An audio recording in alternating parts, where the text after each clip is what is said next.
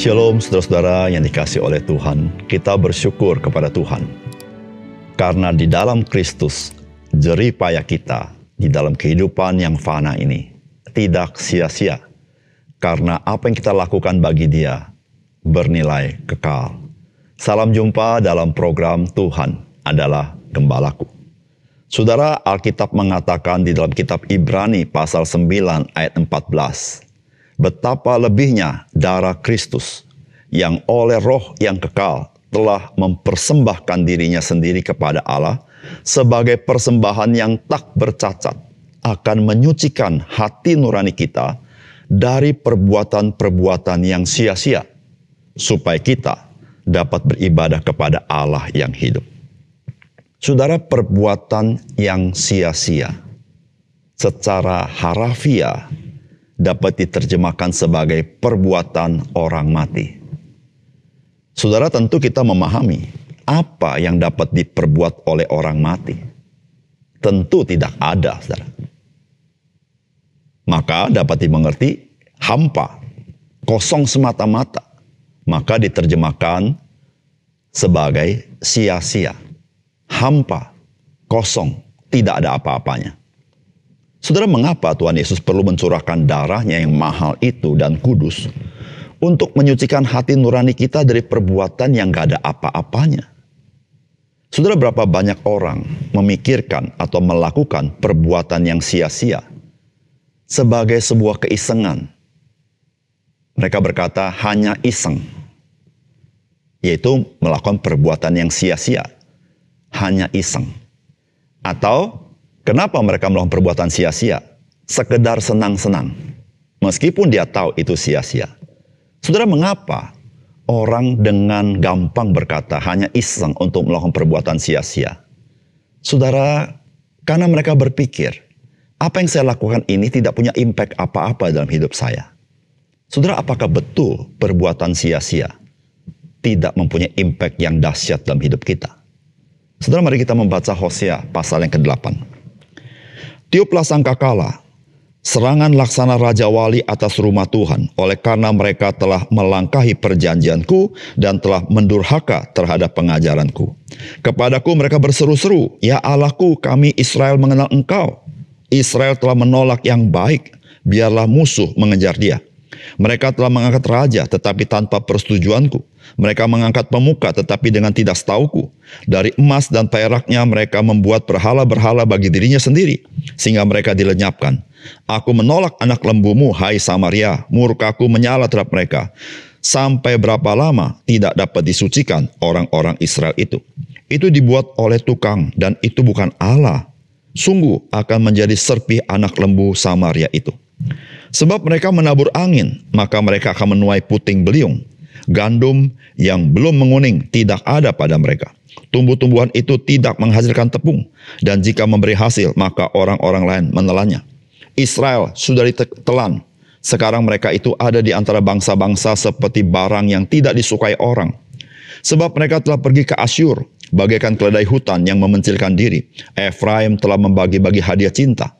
Sekalipun mereka membagi-bagi hadiah itu di antara bangsa-bangsa, sekarang ini aku akan mengumpulkan mereka, dan sementara lagi mereka akan berhenti mengurapi raja dan para pemuka. Sungguh Efraim telah memperbanyak mesbah. Mesbah-mesbah itu menjadikan mereka berdosa. Sekalipun kutuliskan baginya banyak pengajaranku, itu akan dianggap mereka sebagai suatu yang asing. Mereka mencintai korban sembelihan, mereka mempersembahkan daging dan memakannya, tetapi Tuhan tidak berkenan kepada mereka. Sekarang Ia akan mengingat kesalahan mereka dan akan menghukum dosa mereka. Mereka harus kembali ke Mesir. Israel telah melupakan pembuatnya dan telah mendirikan istana-istana. Yehuda telah memperbanyak kota-kota yang berkubu, tetapi aku akan melepas api ke dalam kota-kota mereka, sehingga puri mereka dimakan habis. Saudara yang dikasihi oleh Tuhan, hidup berkualitas. Lawan katanya adalah hidup yang tidak berkualitas. Perbuatan yang bermakna. Apakah lawan katanya? Saudara, lawan katanya adalah perbuatan yang sia-sia. Saudara, bangsa Israel melakukan perbuatan yang sia-sia.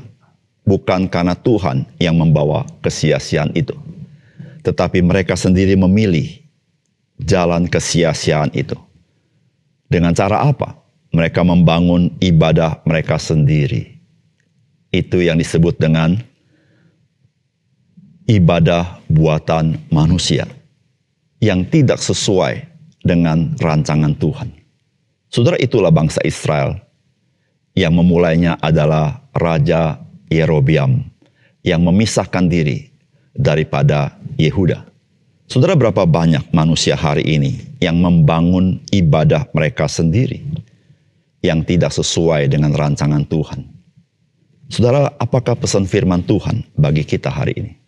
Saudara, yang pertama, perbuatan yang sia-sia bukannya menghasilkan hal yang kosong atau tidak berdampak apa-apa, melainkan kesia-siaan itu berbalik dan menghancurkan kehidupan kita.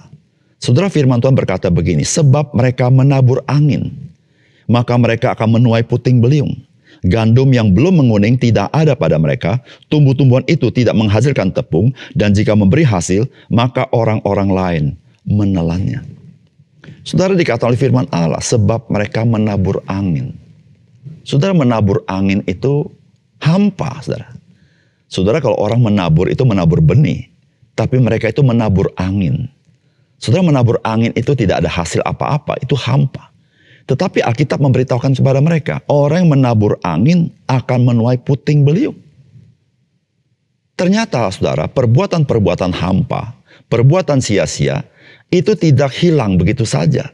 Tidak berimpak apa, tidak demikian. Tetapi dia akan kembali sebagai puting beliung.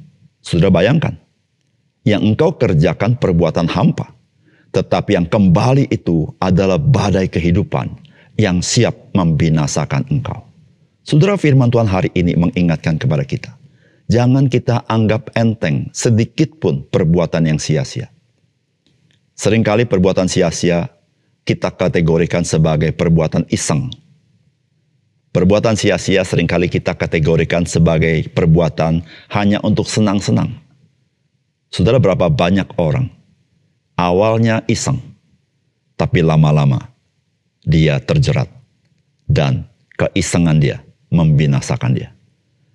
Senang-senang dia membinasakan dia. Saudara, pada akhirnya orang hanya berkata, saya khilaf, Pak. Saudara, apa arti khilaf? Saudara, artinya engkau tidak sadar, engkau sedang ditelan oleh kebinasaan melalui perbuatan yang sia-sia. Saudara, firman Tuhan hari ini mau mengajar kepada kita.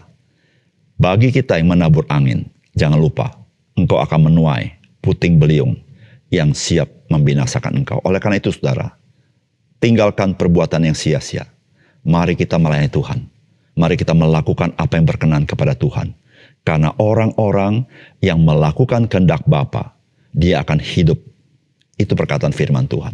Yang kedua, saudara, kehidupan orang percaya yang kompromi dengan dunia ini menjadikan kehidupannya tidak berharga, termasuk di hadapan dunia ini. Saudara, firman Tuhan berkata begini, Israel sudah ditelan. Sekarang mereka itu ada di antara bangsa-bangsa seperti barang yang tidak disukai orang. Sebab mereka telah pergi ke Asyur bagaikan keledai hutan yang memencilkan diri. Efraim telah membagi-bagi hadiah cinta. Saudara, bangsa Israel sudah jauh daripada Tuhan, nampak dari perbuatannya. Ketika mereka menghadapi pergumulan hidup, mereka bukan mencari Tuhan. Yang mereka cari adalah bangsa Asyur. Yang mereka cari adalah bangsa Mesir. Saudara, mereka menjual diri. Bahkan mereka mempersembahkan perkakas-perkakas yang mulia bagi Tuhan. Diserahkan kepada orang-orang Asyur atau orang-orang Mesir. Saudara yang kasih dalam Tuhan, apa yang terjadi dengan mereka? Saudara, pada akhirnya mereka menjadi orang yang tidak dihargai oleh bangsa-bangsa lain. Bahkan mereka menjadi budak, menjadi orang-orang terbuang di Asyur, bahkan sampai ke Mesir. Saudara yang kasih dalam Tuhan, ini sebuah peringatan bagi kita, bukan?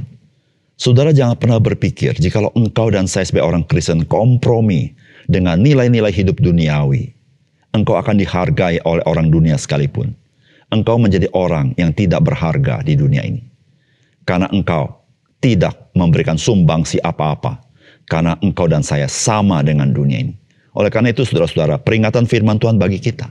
Janganlah engkau serupa dengan dunia ini. Tapi berubahlah di dalam pembaharuan akal budimu. Supaya engkau tahu apa yang Tuhan kehendaki dalam hidupmu. Saudara, jangan pernah kita menjadi sama dengan dunia ini. Jika engkau dan saya menjadi sama dengan dunia, engkau akan menjadi sampah dunia ini. Saudara, jadilah garam, jadilah terang, maka engkau akan terus berharga, dan engkau memberikan berkat bagi banyak orang, dan lebih banyak orang boleh mengenal Tuhan. Saudara, panggilan Tuhan bukan panggilan kepada kesia-siaan. Panggilan Tuhan adalah panggilan bagi kemuliaan, dan kemuliaan itu nampak di dalam kehidupan kita, yaitu kemuliaan Tuhan Yesus. Saudara, mari hargai hidupmu dan hidupku ini, yang sudah ditebus oleh darah Yesus, yang darah yang mahal, supaya nilai hidupmu adalah mempunyai nilai yang kekal itu. Mari kita berdoa. Bapa surga, terima kasih untuk kebenaran firman-Mu. Biarlah firman-Mu mencelikkan mata rohani kami, bahwa sebagai orang percaya, kami harus sangat waspada, harus sangat menghargai apa yang Tuhan kerjakan bagi kami. Sehingga kami tidak terjerat, tertipu oleh dunia ini. Tuhan tolong kami. Terima kasih Tuhan, dalam nama Tuhan Yesus kami berdoa. Amin.